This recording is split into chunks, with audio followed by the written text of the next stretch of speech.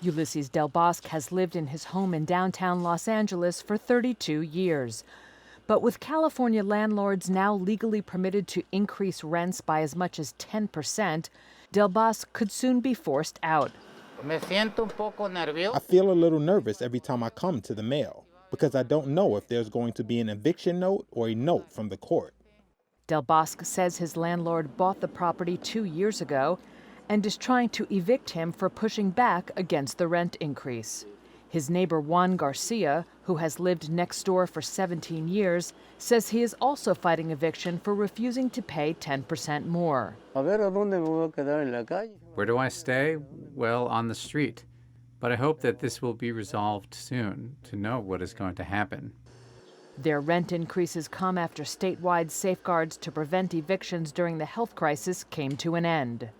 The two men are now being helped by a local group called Strategic Action for a Just Economy, whose executive director, Cynthia Strothman, says the rent hikes couldn't come at a worse time. Many tenants saw decided decreases in their income during the pandemic.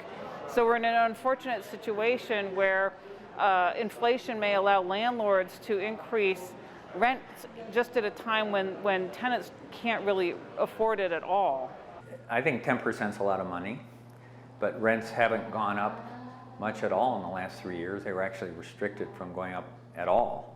LA landlord Larry Rubenstein says he and other landlords are not looking to gouge renters. So if someone raises their rent 10%, they're just playing catch up. They're not getting ahead of it. They're not making more money. They're not buying a yacht. They're just trying to make ends meet. Los Angeles is now one of the most expensive places to live in the U.S., with the median rental price now sitting at over $3,100 a month, according to Zillow.com. That's 45% higher than the national median. L.A. real estate agent Chris Lucibello says demand for rentals locally and nationwide has skyrocketed. Now's the opportunity for those landlords to protect their investment and actually get market value for their leases. But that leaves many, like 71-year-old Linda Kay, who is disabled, in a tough spot, struggling to cover the cost of rent on a limited income.